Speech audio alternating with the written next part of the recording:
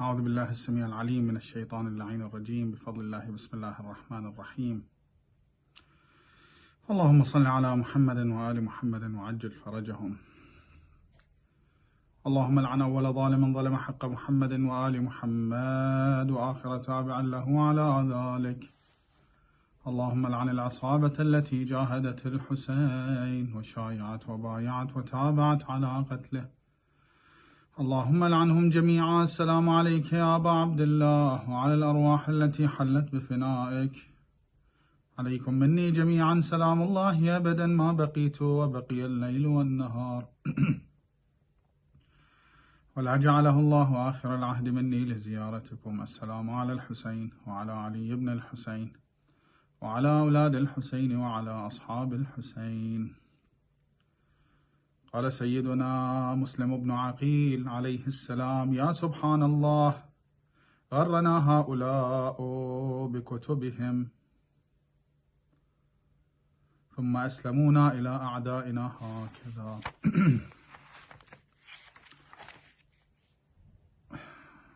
The problem with Kufians, as we mentioned, was that most of them asked Imam al-Hussein alayhi salam to migrate to them so they can actually get rid of Umayyad oppressions. So they were not that eager to be with Imam al-Hussein alayhi salam. Rather, they only wanted to get rid of Yazid. Of course, they did that because they wanted to live in this dunya. So the cause of writing to Imam al-Hussein salamullahi alayhi and asking him to move to Kufa wasn't a divine cause. It was something for dunya. And I'm talking about most of them. And that's why we see most of Kufians, even those who wrote letters to Imam al-Hussein alayhi salam, not only abandon him, but some of them, they even joined the army of Umar ibn Sa'd and fought against Imam al-Hussein alayhi salam. When Imam al-Hussein alayhi salam shouted at the day of ASHURA at the enemy, "You've asked me to move and migrate to your city. O Shabath ibn Rab'i, O Amr ibn al-Hajjaj, you wrote to me, Ayna'at al-Thimar wa khadar al-Janab. Now it's a good time, it's springtime. Just move to us, O Hussein. You've asked me for that. So why now you are fighting against me?" So if someone is coward, doesn't want to fulfill his promise with Imam al-Hussein, that's something. But fighting against Imam al-Hussein after he asked Imam al-Hussein to move to them, it's something needs to be studied. What happened in Kufa? Some historians believe that Kufa had very weak leadership. And if he mean Muslim ibn Aqeel salamullahi alayhi by that, of course he is totally wrong. Muslim ibn Aqeel wasn't a weak man. The history proved that. Not only the saying of Imam al-Hussein when he wrote to Kufians, وَإِنِّي بَاعِثٌ إِلَيْكُمْ بِأَخِي وَابْنِ عَمِّي وَثِقَتِي مِنْ أَهْلِ بَيْتِي, the trusted one amongst my progeny, my brother, my cousin that I have sent to you. Not only Imam al-Hussein saying, but the history proves how brave was Muslim. The chivalry and bravery of Muslim Ibn Aqeel while he was alone in the city of Kufa. He even showed more bravery than some of Imam al-Hussein's companions, because Imam al-Hussein's companions had backup. And their backup was Imam al-Hussein himself. and Abu Fadl Abbas. They used to look at Imam al-Hussein salawatullahi wa salamuhu alayhi and actually seek and receive bravery by looking at Imam al-Hussein and how calm he is. But look at Kufa. Muslim ibn Aqeel was alone and he fought against the enemy while he was alone, and he did not surrender himself to them until he was captured. When they tricked him, they digged a hole and covered it, and they tricked him with that.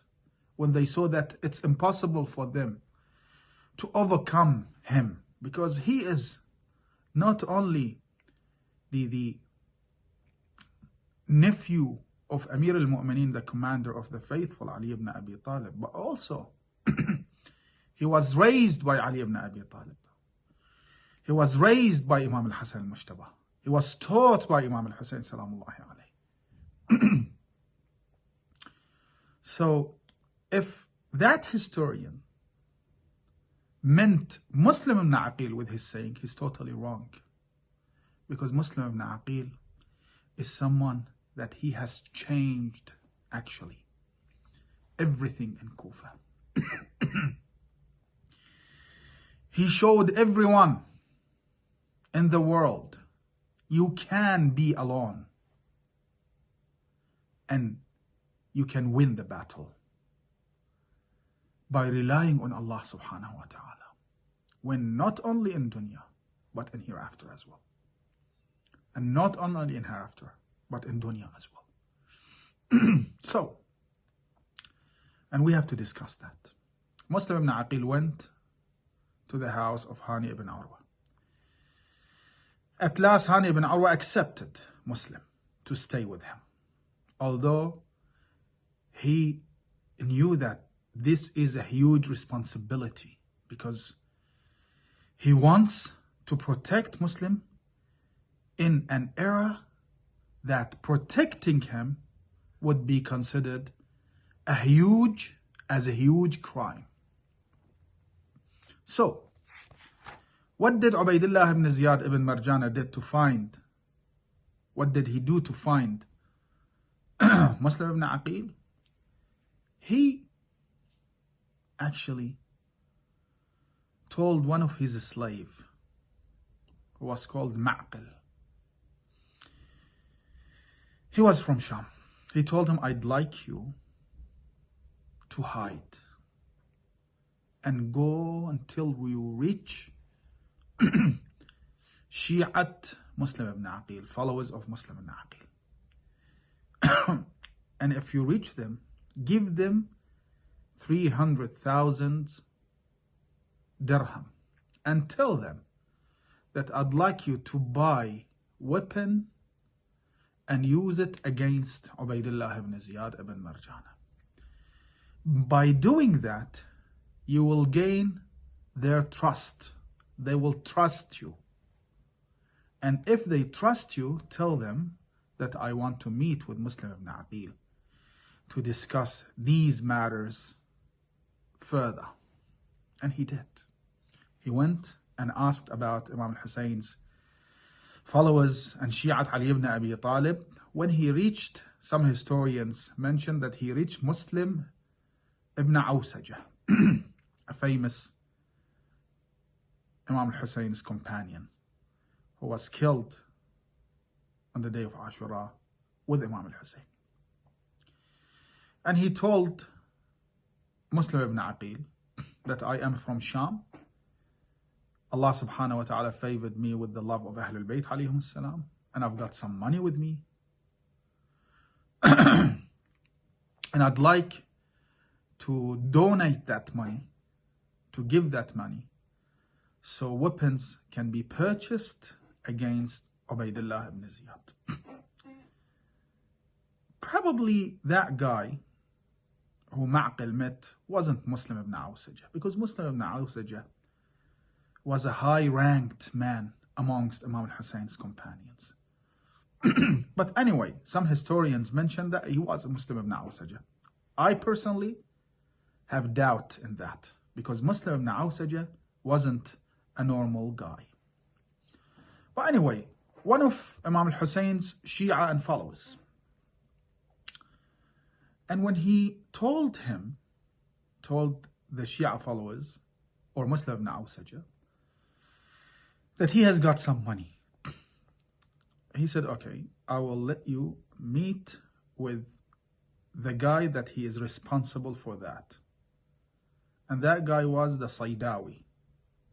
Saydawi, again, was one of Imam al-Husayn's companion who was killed at the day of Ashura. The one who told Imam al-Husayn, now it's the pray time, and I'd like to pray with you before I die. I'd like to pray behind you, O Husayn. And Imam al-Husayn accepted his suggestions. And they actually held the congregational prayers at the middle of the battle. And he prayed behind Imam al-Husayn, and then he was killed. And anyway, this Aqeel met with Saydawi and gave him the money, and step by step he got closer to Shia of Kufa.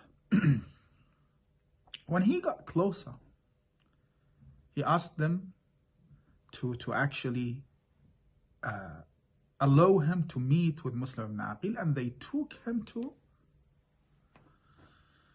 house of Hani ibn Urwa, and he met with Muslim ibn Aqeel. Then he went back to Ibn Marjana and told him the story. And Ibn Marjana was shocked. You know why? Because Ibn Marjana, before that, he went once to meet an old friend who used to be a true follower of Ali ibn Abi Talib, who used to hide that he is Shia. Someone who was sick, and Hani ibn Urwa was taking care of him. And Hani ibn Urwa asked Muslim ibn Aqeel to kill Ibn Marjana if he enters his house. And Muslim ibn Aqeel said, that's okay. But during that period, although several messages reached Muslim ibn Aqeel to come and kill Ibn Marjana, Muslim ibn Aqeel didn't do so for a very sacred reason. After that, Hani ibn Urwa asked him why he didn't come.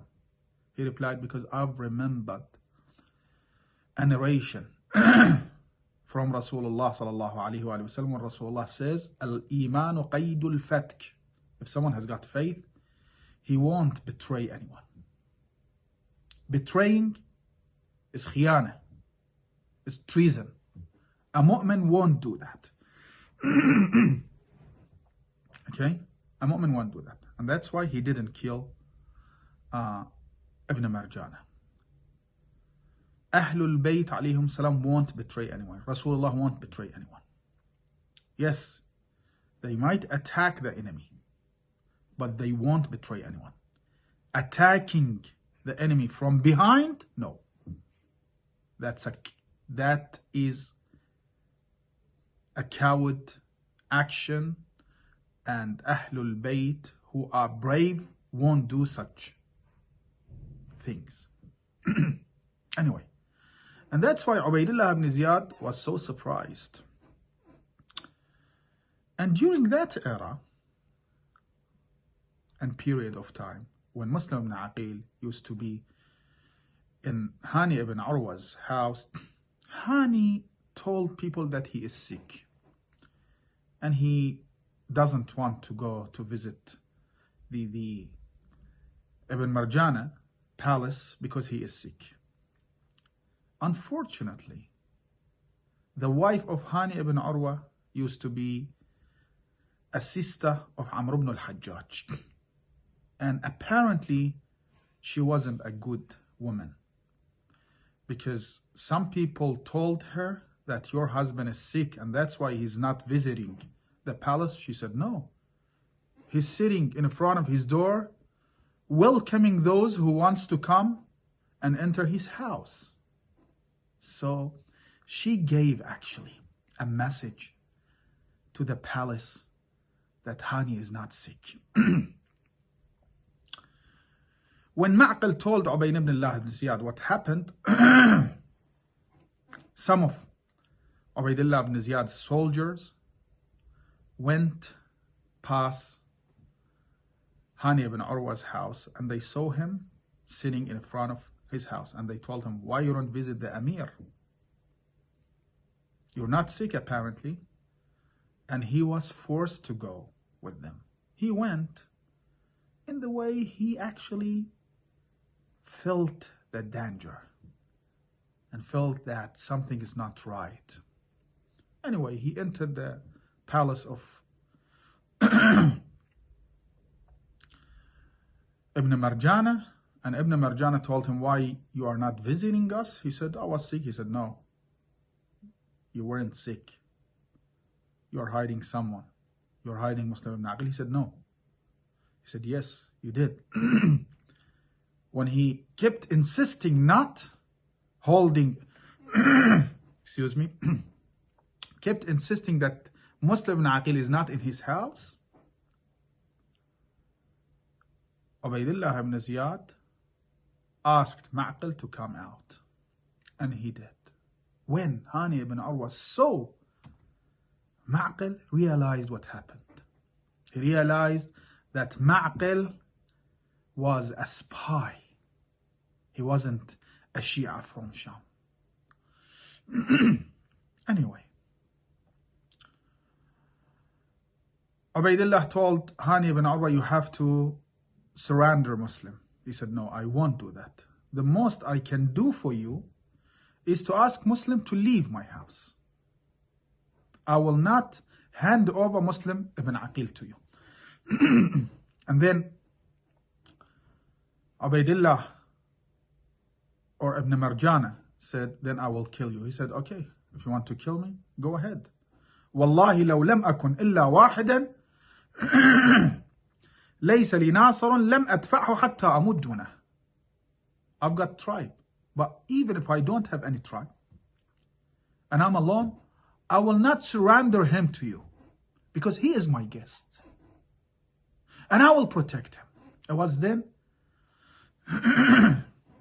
when Ibn Marjah started to hit Hani ibn Urwa and he got wounded, and some of his tribe who were waiting outside of the castle heard his voice, and Ibn Marjana told Shurayh al-Qadi, that corrupted famous scholar, that go and visit Hani and tell his tribe that he's not killed. He was only punished by the Amir. And he went and saw Hani ibn Urwa. He saw that he is wounded, but he's not killed. And he went out and told his tribe that he was punished. That's it, nothing more than that. And they left the castle. So, till now, we've understood that Ubaydullah ibn Ziyad realized that Muslim ibn Aqeel is in Hani ibn Urwa's house. The news reached Muslim ibn Aqeel that Ibn Ziyad imprisoned Hani ibn Urwa. Do you know what Muslim ibn Aqeel did? Although Muslim ibn Aqeel's mission was to only assist Kufians and inform Imam al-Hussein alayhi salam about Kufians. And he did. He informed him with what he saw. These things are new things. Okay, what should Muslim ibn Aqeel do? What should a brave man do? What should someone who have strong relation with Allah subhanahu wa ta'ala do if he sees his friend, someone who gave shelter to him, has been captured by the enemy? Should he run away? Should he hide? No. Moslem Aqeel called his army that we have to go and fight against Ubaydullah ibn Ziyad. They went out. Some people mentions that there were thousands. Some others mentions that there were hundreds. Apparently, there were thousands. But by time and step by step, people used to run away from Muslim, till they reached the castle of Ibn Ziyad. It was a big fight between two parties, and Ibn Ziyad ordered his army to shot Muslim ibn Aqeel's army and companions with arrows, and people got wounded, and probably some of them got killed. And historians mentioned that Muslim ibn Aqeel got heavily wounded. Okay, and they were surrounded by the enemy, Amr ibn Hajjaj and Shabat ibn Rab'i, and people saw that this is a very tough situation. When Amr ibn al-Hajjaj told Shabat ibn Rab'i, you have to give them a chance to run away. Shabat ibn Rab'i told him that no, we will wait till night time. He said no, now, from now. And they opened a way for them. When some of Muslim ibn Aqeel's army started to run away and run away. So, Ibn Ziyad ordered his soldiers to tell everyone in Kufa that whoever surrender himself, he will stay safe, he will be forgiven. And people started to surrender themselves, person after person, and man after man. Of course, I can't call them man. People like a man who are not man. Okay? Until night time, Muslim Aqeel decided to go to the mosque to pray so they can have some rest. He started his prayer with 10 people praying behind him.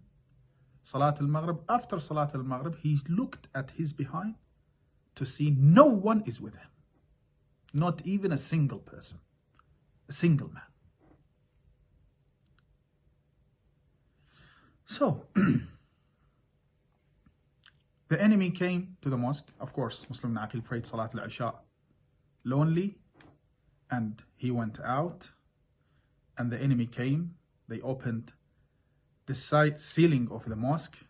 They put fire in the mosque to see whether there are people there or not. They realized that there is no one in the mosque. They told Ubaydullah ibn Ziyad. Ubaydullah ibn Ziyad straight away went to the mosque of Kufa and called every Kufians to come and attend the mosque. And they went. Most of Kufians, important Kufians, they went to the mosque. And he delivered a speech. And he said, whoever is with us, we will favor him with money. And whoever is against us, we will demolish him, not only him.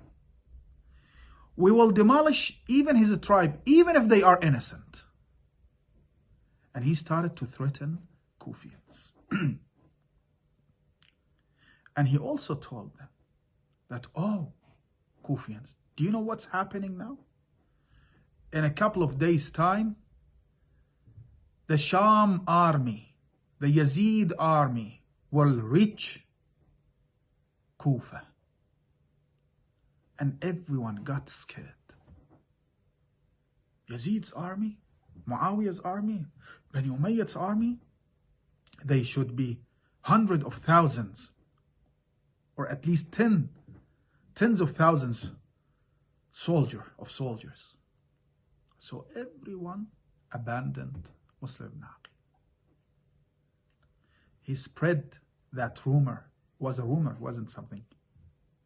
Right. Spread that rumor amongst Kufians. So everyone abandoned Muslim ibn Aqeel. It was then when Muslim ibn Aqeel said, Ya subhanallah, غرنا هؤلاء, they tricked us. غرنا هؤلاء بكتبهم, when they wrote letters to us. ثم أسلمونا إلى أعدائنا هكذا, and then they surrounded us to our enemy like this. Not even a single man. Of course, some good people were in prison, like Mukhtar ibn Yusuf al-Thaqafi. Hani as well was in prison, and then he was killed. And some others went out of the Kufa to join Imam Hussein's camp and army. But the rest just abandoned Muslim ibn Aqeel. So, what happened in Kufa wasn't because of the weakness of Muslim ibn Aqeel, no. It was because Muslim ibn Aqeel was a man. Muslim ibn Aqeel showed to everyone that he represents Imam al-Hussein alayhi salam, represents the commander of the faithful Ali ibn Abi Talib salamullahi alayhi. That he actually values upon personal interests. He prefers to die with dignity than to die cowardly. He went to help Hani ibn Urwa, and he was eventually killed because of his decision, his sacred decision. So, to conclude, Kufians, most of them, wanted Imam Hussein for their dunya, not for their akhirah. And they were tricked by Ibn Marjana and threatened by Ibn Marjana.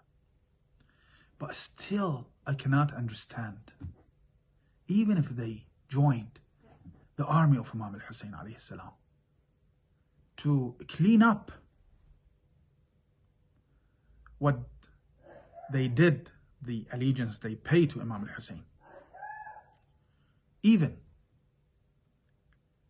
But what really is so odd for me, when they joined the army of Umar ibn Sa'd, why they got so vicious?